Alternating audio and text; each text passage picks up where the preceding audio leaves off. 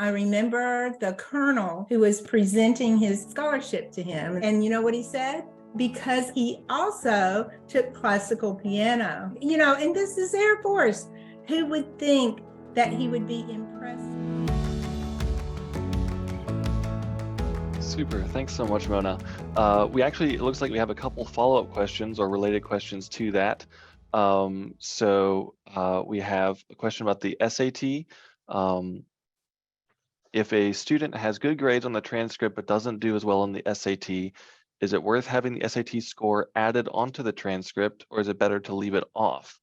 And then the second question is, if you do have multiple scores, if you've taken a test multiple times, which one should go on the transcript, or multiple ones, or how is that super score perhaps?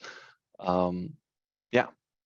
Okay, so for what we do as a standard policy, unless parents tell us otherwise, is we list the highest score that we have on file. So if a student lists HomeLife Academy as their school every time they take the SAT or the ACT or the CLT, and if they've taken it multiple times, whatever is the highest composite score is what is put automatically on the transcript. HomeLife Academy does not super score for transcript purposes. Now, if your student has taken the SAT and they're not happy with their score, just make sure anytime you request a transcript, when you create that request in the little box, you can just put, please do not list test scores on the transcripts. And we're happy to leave the test scores off. Now, is it worth taking the SAT again?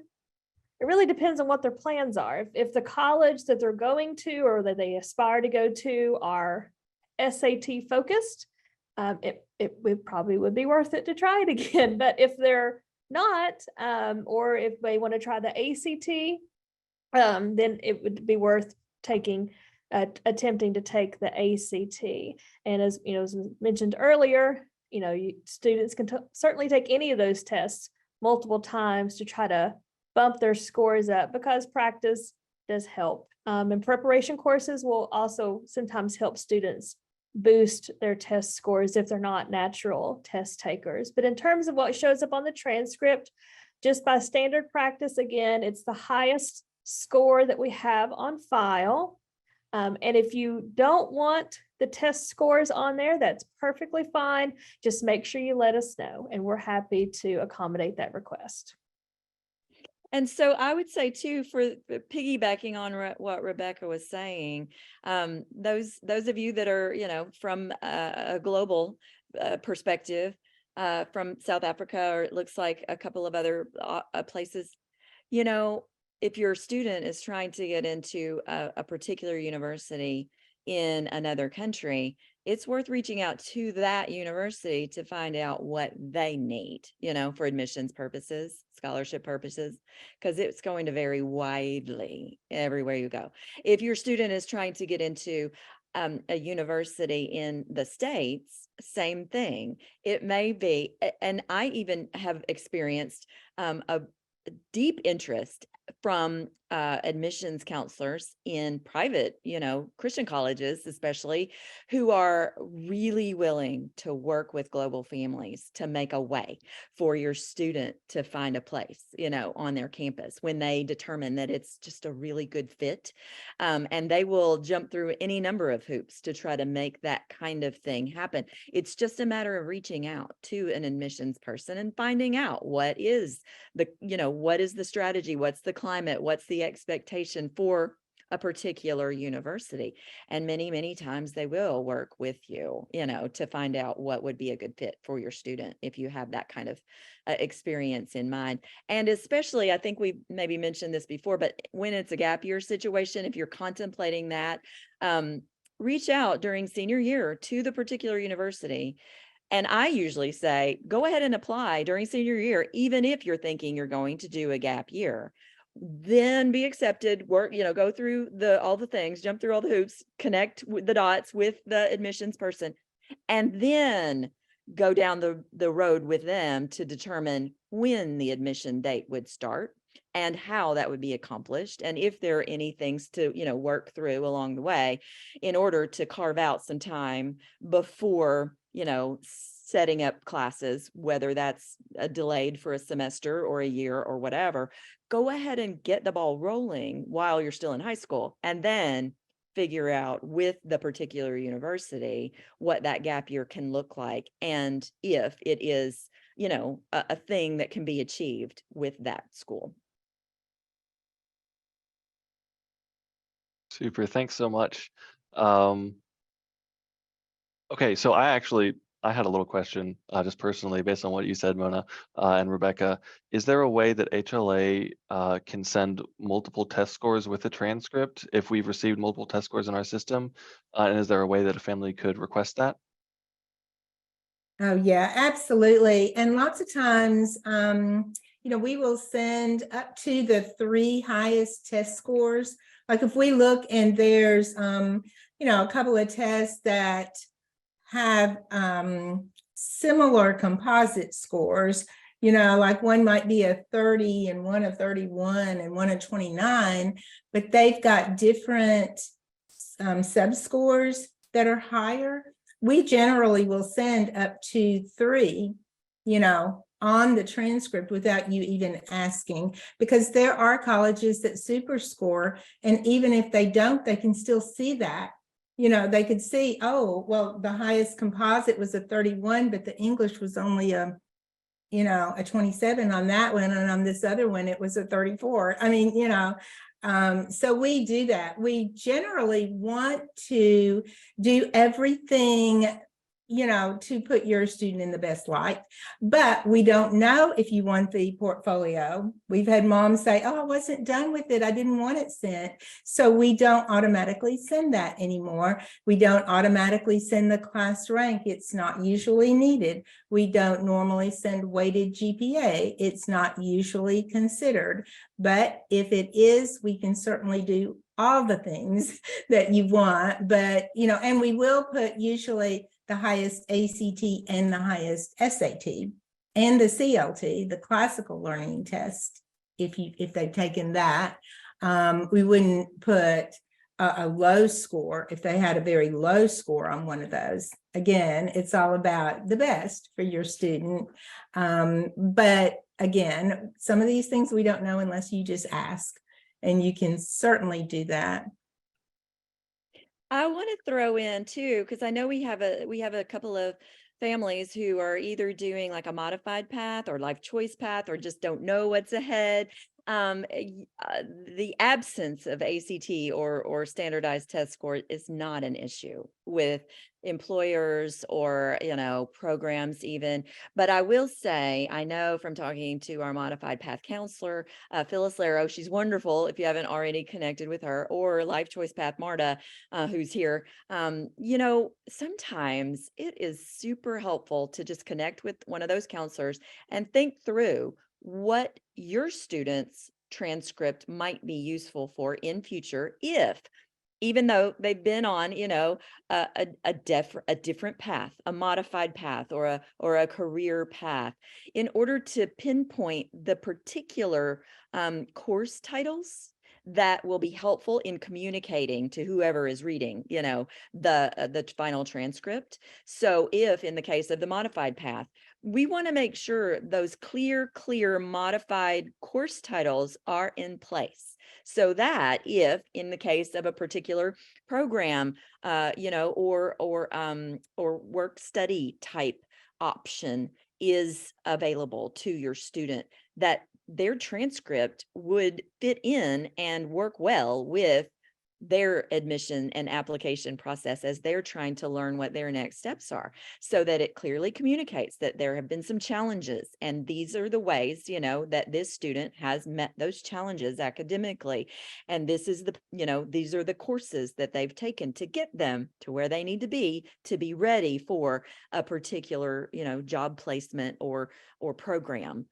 Many times they don't necessarily need to see a run-of-the-mill generic transcript with, a pre-calculus on it. They need to see what reality was. And so they can really walk right into what an appropriate next step would be for that student. Same thing with the life choice path. I love seeing, if a student is going straight into an entrepreneurial field and they have lots of different things on their transcript with some of the business things that they've done, some of the self-taught type things they've done, whether it's in the electives, and they're very, very specific electives that clearly communicate exactly what the student's passions and interests and skill sets are. Sometimes that's so helpful and just takes a little bit of creativity or tweaking in those course titles to accurately reflect what this particular student has done, that might be outside the box, or that still fulfills, a high school expectation. Sometimes it's just so fun to see. And also, I'll say, for any student graduating, please make sure that there is something on that transcript that's something that your student is proud of, like that they value seeing as, a job well done. By senior year, lots and lots of students are basically teaching themselves something that they've just always wanted to learn. And it may not be textbook, it may just be that they have explored, online, or they've got a mentor, or they've done an internship, or they've done something, and you just want help, or you want to think outside the box about how to honor their efforts and how to honor what, if they have been pursuing something really unique to them that God has created in them, and you want to show that, accurately reflect that giftedness in an elective course title. Let's do that before you request the final transcript. Look for a way to see, that of course all the boxes are checked and all the the credits are represented, but something is there that your student has done and they are proud of, and you want that to show for their hard work. Same thing on their resume or portfolio. That's really for them. It's really just so they can see it on paper. Look at what you've done. Job well done. So let's play around with that and make some time for that senior year. Okay, Mona. I'm a parent out here and I'm listening to you, and it's great information. And I'm wondering, well, how do we know what to put in the portfolio and what to put on the transcript? And we get these questions all the time of moms really not knowing, so I think we need to discuss that. And I also see Charmaine from South Africa. She says she's planning a learning and life experience gap year for 2 kids. So I think that it would be really interesting and informative and fun, because I love talking about this stuff, to talk about these kids who aren't going to college, or at least they're not going to college right now. They might want to take a gap year like her kids are. And then we do, if you reach out to us, kind of help you weigh the pros and cons of a gap year or being a 5th year senior. Because lots of times, I think it's better to just be a 5th year senior. Just don't graduate them out if they're going to be doing all this. And you can put all that on their transcript for that year that they are going to another country and they're being immersed in another culture and they're learning a foreign language, or they're going on mission trips, or they are, just whatever they're doing, that can go on the transcript. Even if your student is not ready for college and they're going to be working, you can put the work experience, and you can put, if they are shadowing someone for a career, for a, more of a career type job, or, all these things that they do on their own. Like Mona said, you're not teaching, but these kids, this is their passion, this is their strength, these are their interests, and they're doing it. And so we can help you come up with titles and kind of help you decide what's going to go on the transcript and strengthen it, and what's going to weaken it. So sometimes we will say to a college-bound student, for example, you've got so many courses on here. Let's don't put the very vague things like life skills or, ACT prep. Of course, they've had ACT prep because they've taken it 3 times or 4 times and they're doing really well. But let's put their classical piano on there. Let's put their, their sports on there. Let's put their music. Let's put their art. Let's put all those things. Let's put their, like I remember my son once, he's a real deep thinker anyway, but I went in his room and he had a big stack of my husband's biblical research books.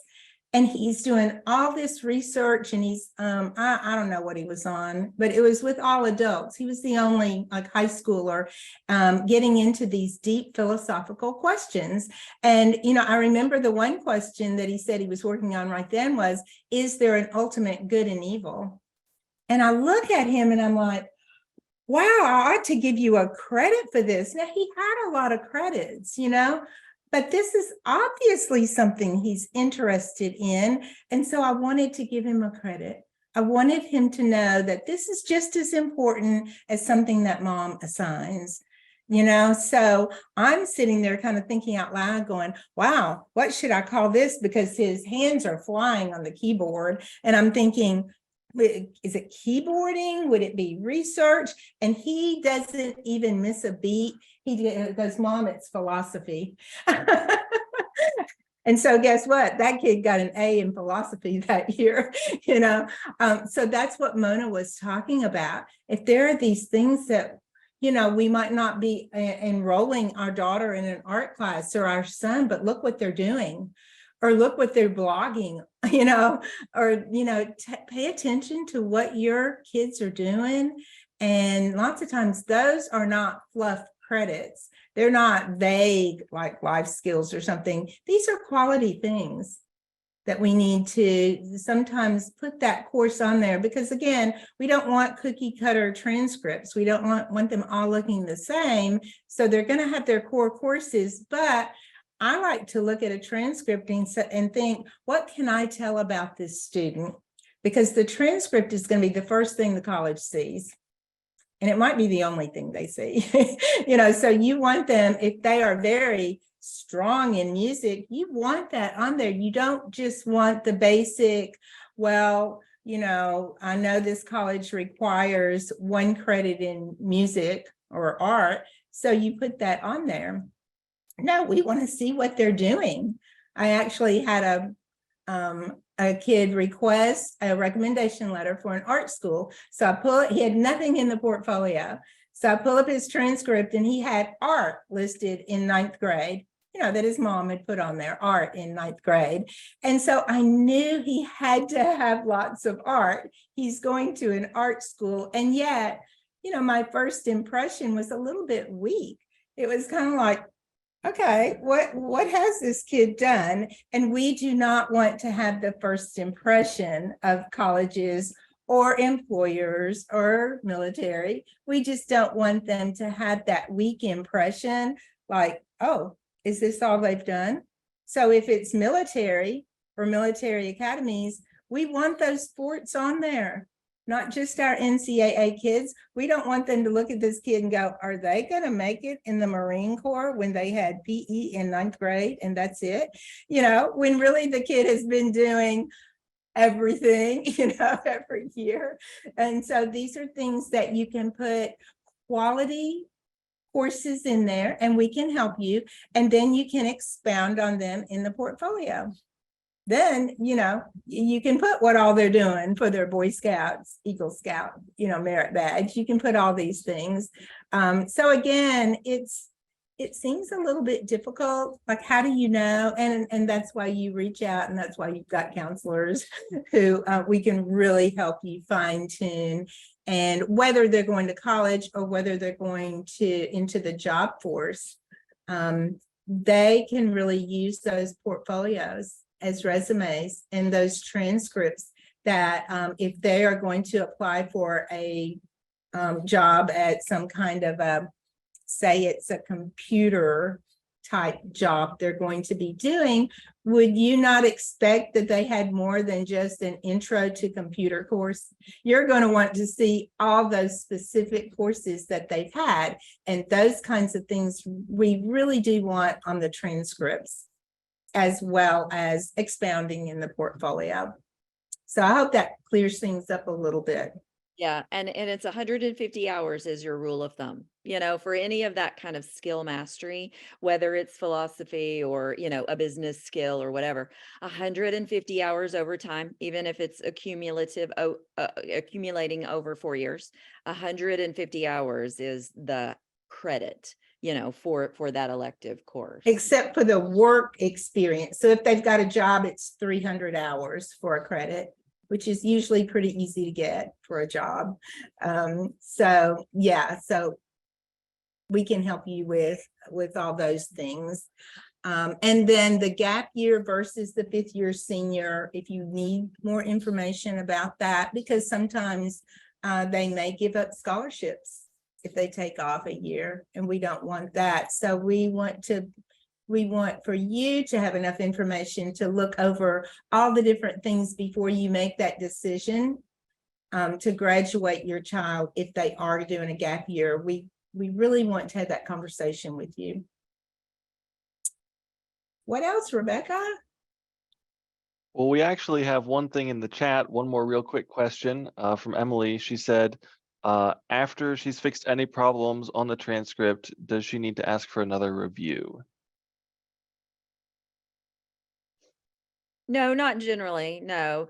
If everything's been corrected, you can just shoot one of us an email. We can double check. If you're still seeing a line, in Apple Core that says action needed, and you've made that correction, then our whoever did the transcript review for out-of-state families, it's going to be Lacey. If it's Tennessee College 4 path, it's going to be me. If it's going to be Marta or Jennifer Post, like several of us are all doing that, and our email will be in your transcript review. And so you can just email us real quick and we will take that line off and we'll show that the corrections have been made, and then we'll put 22 23 on track for graduation. So you'll have peace of mind right there in Apple Core for you, and we are happy to do that. So just send us an email or give us a call. But yeah, that's easy. You don't need a new transcript review. You can always update your credits, in Apple Core. You can see live, like I said, but you won't need another transcript review once that one has been done. Just let us know that you've made the corrections. And if you need if things have radically gone, shifted into another direction, take the time to go ahead and, let's set up a phone time and go over it if we need to avoid confusion, but it's not usually necessary. You're usually good to go. Ladies, there's a few questions in the chat box that I don't know how to move them over. So just to catch those. Oh, I saw those. Did you see those, Joseph? The 2 last ones in the chat? Yeah, we got one asking about putting work experience on the transcript in addition to portfolio, and adding piano even with plenty of credits. Okay, so I do recommend work experience when they're working. Lots of times the colleges want to see this. Some require it, but lots of times they don't just want to see a student who's all academic. And it may seem like they would want to see that, like this student has a 34 on the ACT, and they've taken physics and they've taken calculus and they've taken all these things, but they really don't want to just see that, and then maybe 1 PE and 1 art because they require it. They really want to see what else does this student do? What else? What other interests do they have, and what other strengths and passions do they have? So they really do like to be able to look at it just like we do and get a feel for what is this child's passions and strengths. And plus the work experience, all my kids worked when they were in high school, and it shows that they can work and do a full academic course load, which colleges like to see that, because the reality is that sometimes kids do have to work while they're in college. They might be working on campus or something, but they really want to see that they can handle a load of extracurriculars, even a job. And they can only get 2 work credits, those 300 hours. They can only get 2 of those. And then the other thing was about the portfolio. Oh yeah, like if they took more piano. Now, if your student, they're not really that good at piano, they really don't like piano, but they're taking it, they're taking the lessons, but that is not a strength of theirs. You may not want to show piano 4 years. That will show up as a strength of theirs. But again, it's just up to you. My 2 boys loved classical piano. They were very good. They took it all through high school. And I did kind of have to go back and forth, like, what do I trim down? I knew my son was going to the Air Force Academy. Well, at least that's where he wanted to go, so we were preparing him. And, it's like, do I put the piano on there all 4 years? And I did, not just piano, but showing the theory and, all that progression. And I did. I put it on his and I left it on my younger son. That was really a strength and passion of his. I remember the colonel who was presenting his Air Force ROTC scholarship to him, and they had this big dinner and all this stuff. And we did not know this was going to happen. It was a complete surprise. But he said that he had selected a student for this leadership scholarship. And you know what he said? Because I sent the portfolio with the transcript to the college. And he somehow got a hold of that. So he says, this student not only did blah, blah, blah, but he also took classical piano for 4 years all through high school. He said that, and this is Air Force. Who would think that he would be impressed with that? So if it shows who your student is, and that's a part of them, and that's a strength, then I definitely say put it on there. But for example, with PE, don't list PE every year. If they are playing basketball at home in the driveway and swimming in your pool in the summer and, doing all this stuff, but they're not on a team, and, and that's not a part of them. Don't list that every year, but, we know what they love and what's a strength of theirs. And that's what we want to show on their portfolio. On their transcript. And then, like the one asked, and then do we put it in the portfolio too? Yes, then you expound upon it and put a little bit more info. So, and I would say, I was going to invite Rebecca to speak into how she uses the portfolio, and Lani too. When there is a portfolio available in Apple Core for a student, then many times that helps Rebecca to be able to write a really mindful and attentive, recommendation letter. Should you need one for your senior, if they are applying for a job and need an academic referral, or if they are trying to get a scholarship or be accepted into a particular program, Rebecca does those and uses those anecdotal sort of bits of information from the portfolio to really show the well-roundedness or the passion. So Rebecca, how do you use those? Oh, absolutely. Yes. I'm very passionate about portfolios. I have a portfolio for my daughter in Apple Core a few years ago when she was still in middle school. One of the high school counselors mentioned it to me in passing, and I had never even known about the portfolio option and started utilizing it. So for my daughter, what we use it for is she does a lot of community service. She volunteers every single week at a Hot Meals ministry in our town. And so we've included that on her portfolio, any kind of extracurricular activities, organizations that she's involved in, offices that she's held in those organizations, awards or recognitions that she's received. And it's, it's not very formal at this point. I probably need to go back in and start cleaning it up a bit. But, any kind of thing that your student does in American Heritage Girls or Boy Scouts or Girl Scouts or any kind of organization that they're involved in, any kind of achievements that they meet or positions that they hold, leadership positions, definitely put those in the portfolio, because when I receive recommendation letter requests, especially this time of year, often there's kind of a quick turnaround. We need this right away. We're trying to meet a deadline. And, I try my best to make the recommendation letters as personalized as I can. Now, the transcript will tell the academic story of your student. That we don't need to talk about that. But for the letters, I love for those to reflect the personality, the passions of the students. So that can really come through for whoever's receiving that the recommendation letter and the transcript. So they kind of get a full picture, as full of a picture as they can of your students. And so having a portfolio available, even if it's not perfect, having some of that information in Apple Core is so incredibly helpful to me, because otherwise, even if it's a rush request for a recommendation letter, I will reach out to the parents. I will send you an email. So keep an eye out for that if you do that. I will send you an email and say, please send me supplemental information so that I can create a personalized recommendation letter. That's what I love to do. Now, we are able, and sometimes I actually have received a request for that in the past week. We just want a general recommendation letter. We just want a straight recommendation letter saying that the student's in good standing, that lists their GPA, that lists their test score, and that's all that we want. And that's perfectly fine. I'm happy to do those.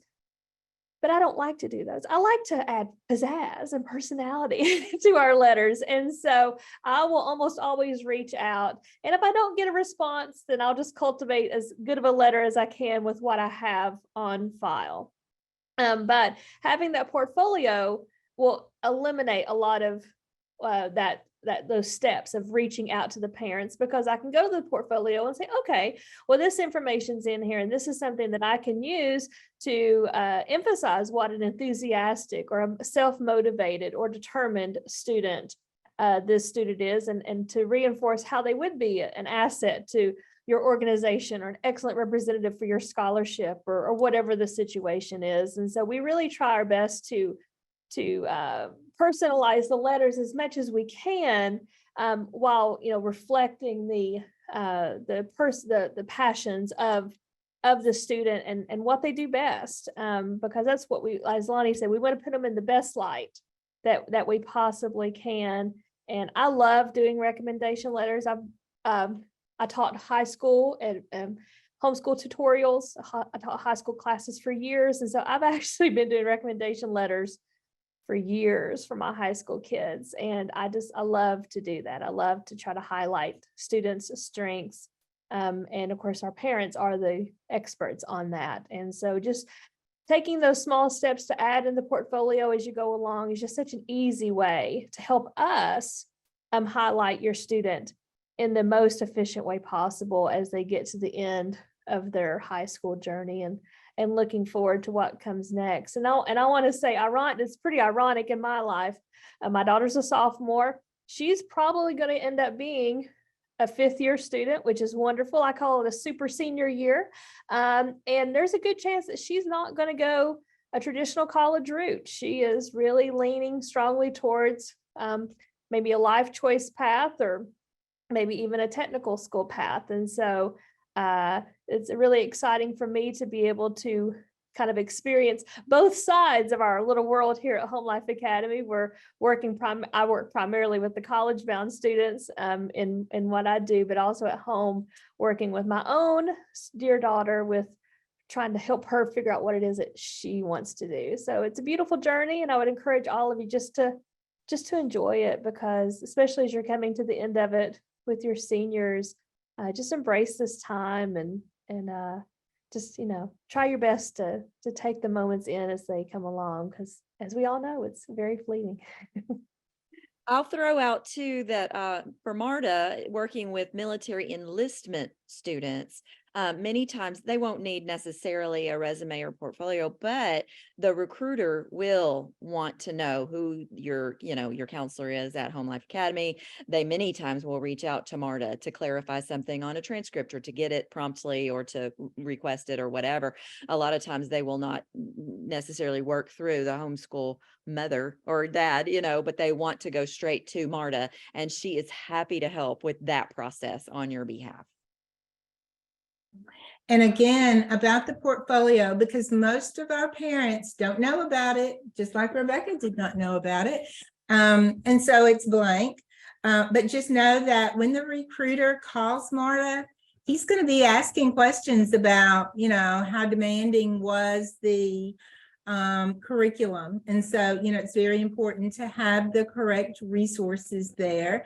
And well, what about his extracurriculars? What about his PE? Because again, the military wants to make sure that these kids are physically fit. And it really does help to have those courses in there instead of like nothing. You've got a vague PE course in 9th grade. We really don't know at that point.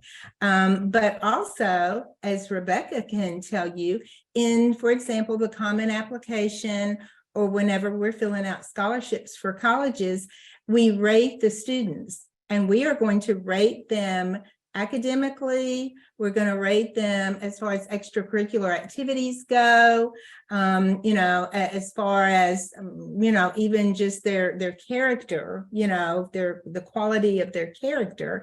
We're going to rate them in all these things. So if I pull up a student and say they don't need a recommendation letter, so I don't have that, and there's nothing in the portfolio, and there's really hardly anything in the transcript to give me a clue as to what this kid, well, do you think I'm going to rate them very highly? Well, we do as much as we can, because we're going to be reaching out in that case. But, if you just look at that, you'd be like, oh, this does not look very good. So just look at your student's transcript, start filling out things in the portfolio, so that if someone who didn't really know your student just had that to go on, would they really get a good, clear picture of what your student was all about? And, we as counselors, what we do is we help our students reach their dreams, no matter what that is. If they want to take over the family business and be a farmer like their dad, if they want to do, work and I don't know, produce video games, if they want to do computer, if they want to do cyberspace, if they want to do military, whatever it is, if they want to go and they want to be the best employee that Walmart ever had, which I think is my grandson's goal at this point. But, whatever it is, his mom is totally supporting him. She's like, that was always his dream, to work at Walmart. And here he is, So, I mean, the kids have dreams, and that's what we're all about. So if they're way in the box, we totally, help them look the best and be the best. If they're totally out of the box, we can do that too, and help you come up with course names for what your child is doing because he just loves to fish or hunt. We can totally help you let your kid learn the way he wants to learn. We never even discussed that, the different learning styles. But we don't want to put your child in a box. We want to help you really just do what your child needs.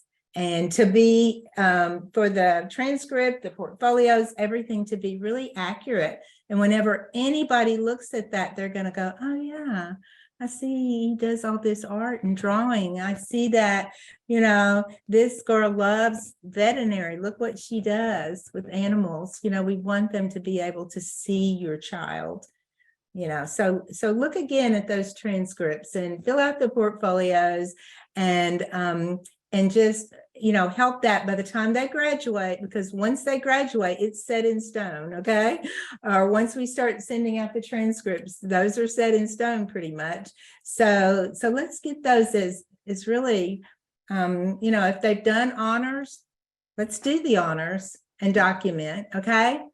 And we did not have a chance, of course, but we have webinars. And Joseph, if you can like put a link at the end of this one, maybe to our YouTube channel where they can view those other senior webinars, that'd be really helpful, I think.